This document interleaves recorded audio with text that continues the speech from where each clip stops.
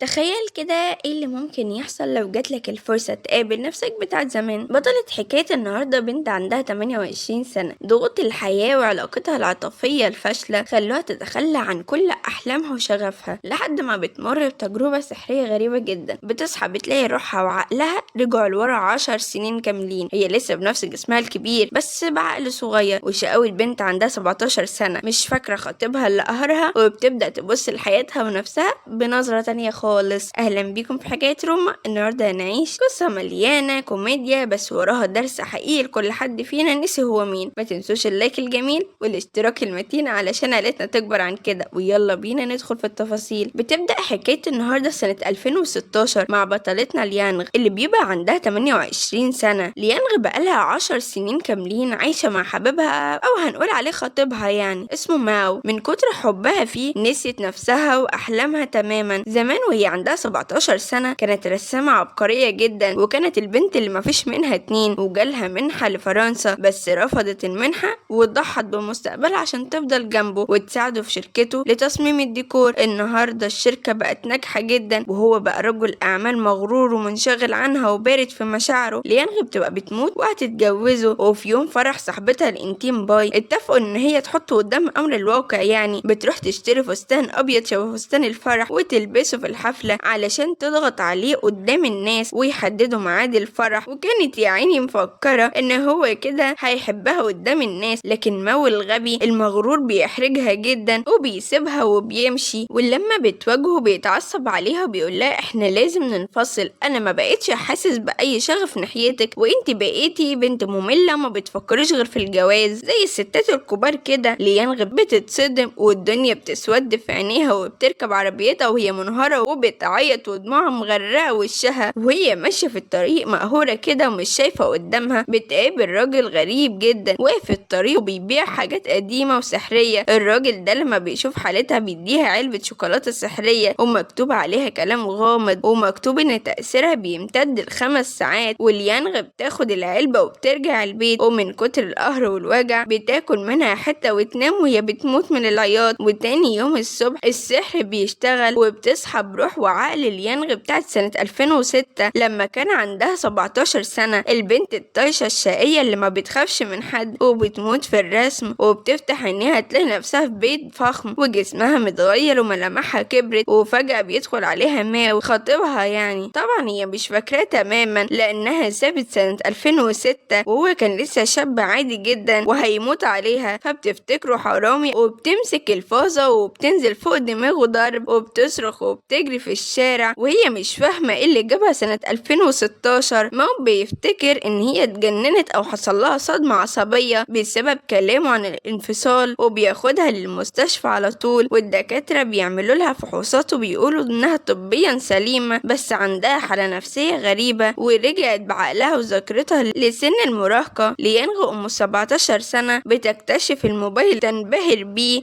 وبتبدأ تستكشف حياتها الجديدة بجنان المراهقين، وبتلبس لبس شقي جدا وبتعمل شعرها بطريقة غريبة، وبتقعد تتنطط وتعمل مواقف كوميدية تموت من الضحك مع ماو اللي مش فاهم ايه اللي جرى لخطيبته العاقلة. هنا بقى بيحصل ميكس غريب. بعد 5 ساعات بالظبط تأثير الشوكولاتة بيخلص، فروح 17 سنة بتنام، وبتصحى ليانغ الكبيرة ام 28 سنة وهي مش فاكرة النسخة الصغيرة عملت ايه. وليانغ الكبيرة لما بتفهم الموضوع بمساعدة صاحبتها الانتيم باي بيقرروا يعملوا فكرة صايعة جدا. النسختين بيسيبوا فيديوهات لبعض على الموبايل ورسائل علشان يحكوا لبعض ايه اللي بيحصل في ال5 ساعات بتوع كل نسخة. في فترة ال5 ساعات بتوع روح ال17 ليانغ بتنزل تتفسح وتتنطط في الشوارع والمترو، وفجأة بتقابل شاب اسمه يان، شاب قمر قوي وجديد ولابس جاكيت جلد وبيركب موتوسيكل سريع ومتمرد. يان بيشوف البنت دي وهي بتعمل حركات مجنونة وبترسم على الحيطان بثقة وجراءة، فقلبه بيدق وبيقع في حبها فورا، وبيبدأ يطاردها في كل مكان وبياخدها ويفسحها في أماكن المراهقين. واليانغ أم 17 سنة بتعيش معاه قصة حب دافية ومليانة شقاوة وخروج ومغامرات تجنن. وفي نفس الوقت بنشوف شركة ماو خطيبها يعني القديم بتقع في أزمة كبيرة ومحتاجين لوحة وتصميم فني عبقري علشان يكسبوا مناقصة تخليهم ما يفلسوش. وبالصدفة ليانغ أم 17 سنة اللي مليانة شغف وحيوية بتمسك الألوان وترسم لوحة فخمة جدا وطاقتها مرعبة في الرسم، وماو بياخد اللوحة دي من غير ما يعرف ويعرضها على المستثمرين، فالكل بينبهر جدا وبتقدر اللوحة دي تنقذ الشركة من الإفلاس. هنا ماو بيبدأ يبص ليانغ بنظرة تانية خالص، بيشوف إن البنت اللي كان شايفها مملة ورمى دبلتها بقت فنانة مكسرة الدنيا، وكمان بيلمح لها بالصدفة وهي راكبة ورا الواد القمر يان على الموتوسيكل وبتضحك من قلبها. الغيرة بتاكل قلبه وبيبقى هيموت ويرجعها ليه تاني وبأي طريقة ممكنة، وبيبدأ يطاردها هو كمان وبيحاول يصالحها بكل الطرق. الموضوع بيكبر واللوحات بتاعت ليانغ بتتطلب في معارض عالمية، بس بتحصل مشكلة كبيرة. ليانغ الكبيرة أم 28 ما بتتعلمش الرسم، والنسخة الصغيرة أم 17 سنة هي بس اللي بتعرف ترسم، وعلبة الشوكولاتة السحرية بدأت تخلص وما بقاش فيها غير حتت صغيرة جدا، وكتر أكل الشوكولاتة ورا بعض بدأ يتعب جسمها صحيا ويعمل لها نزيف داخلي. في يوم بيبقى في حفلة فنية كبيرة لعرض لوحاتها، وماو بيضغط على ليانغ الكبيرة علشان ترسم قدام المستثمرين على الهوا، وهي ما بتكونش عارفة تعمل ايه وخايفة جدا. وفي نفس الوقت يان الواد القمر بيبقى مستني ليانغ أم 17 سنة في المطر بره، وهو مجهز لها مفاجأة، بس التأثير بيخلص وبتصحى ليانغ الكبيرة وتكرف ليان خالص وتمشي مع خطيبها علشان خايفة على مظهرها الاجتماعي والشركة. يان قلبه بيتكسر لأنه حاسس إن البنت الشقية اللي حبها بتختفي وبتروح منه وسافرت. ليانغ أم 17 سنة قبل ما تختفي بتسيب فيديو مؤثر جدا لنسختها الكبيرة على الموبايل، وبتقول لها وهي بتعيط انت ليه ضيعت أحلامنا وليه متمسكة براجل ما بيحترمكيش وسبت الولد اللي حب روحك بجد. أنا هسيبلك علبة الشوكولاتة فاضية علشان تعتمدي على نفسك وتبقي قوية. والكلام ده بيأثر في ليانغ جدا أم 28، وبتقف قدام المراية وبتعيط وبتكتشف إنها مش محتاجة شوكولاتة ولا سحر. السحر الحقيقي كان جواها هي، وهي اللي سمحت لماو إنه يطفي نورها ويمحي شخصيتها. فبتروح لماو بكل قوة وشخصية جديدة بترمي دبلته في وشه وبتقوله أنا مش هعيش في ضلك تاني، شركتك نجحت بلوحتي أنا وأنا خلاص ما بقتش عايزاك ولا عايزة اتجوزك. وماو طبعا بيتصدم من الشخصية اللي شايفها وبيدرك إن هو خسر أجمل وأقوى بنت في حياته بسبب غروره وأنانيته. وليانغ بترجع للمكان اللي بترسم فيه وبتبدأ ترسم بنفسها من جديد ومن غير سحر، وبتكتشف إن الشغف والموهبة رجعوا في إيديها تاني لأن روحها خلاص بقت حرة وما بتمشيش ورا حد، وبتعمل أكبر معرض فني ناجح باسمها، وبتبدأ خطوة جديدة في حياتها وهي بكامل أناقتها وجمالها ونجاحها، والناس كلها بتسقف لها ومعجبة بشجاعتها. ومع نهاية الفيلم بقى بنشوف يان الواد القمر وهو بيكون مسافر خلاص وما بقاش موجود في حياتها لأن خطيبها القديم ماو هو اللي بيبدأ يندم ندم عمره وبيكتشف إنه ضيع من إيده جوهرة حقيقية وبيحاول يرجع لها بكل الطرق علشان تسامحه، لدرجة إنه بيقف في الشارع تحت بلكونة بيتها علشان يثبت لها إنه مستعد يضحي ببرستيجه وشركته وكبريائه كله قدام الناس علشان بس تبصله وتسامحه. وبتفضل بطلتنا واقفة في البلكونة وهي حاسة إن هي قوية وناجحة ومبتسمة وبتبصله من فوق وهي مستمتعة بحريتها ونجاحها اللي رجعت لهم بنفسها. وبكده بتخلص حكايتنا اللطيفة والعميقة جدا. خلي بالكوا يا بنات الفيلم ده فيه رسالة حلوة جدا، وفي يوم تطفي نورك أو تتخلى عن أحلامك وشغفك علشان ترضي حد، الشخص اللي بيحبك بجد هيحبك وانت ناجحة وقوية وفي أعلى مكان، مش وانت مستسلمة وفي ضله. خليكي دايما فاكرة البنت الشجاعة الشقية اللي جواكي، وما تسمحيش لضغوط السنين ولا للناس الغلط انهم ينسوكي انت مين. السحر الحقيقي جوا قلبك وثقتك بنفسك. لو عشتوا التجربة السحرية دي معايا واتعلمتوا منها ما تنسوش اللايك المتين والاشتراك في القناة علشان عيلتنا تكبر عن كده. كانت معاكم روما من حكايات روما. سلام.